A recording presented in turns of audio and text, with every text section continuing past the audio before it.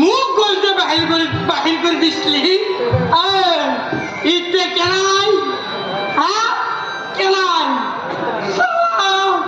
এই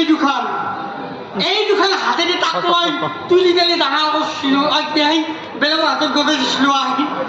কি সালা মুখ গলতে বাহির করে দেহে সব কৈ তুমি সালা ঠান্ডা দে আপুনি কি হয় দেখা যাব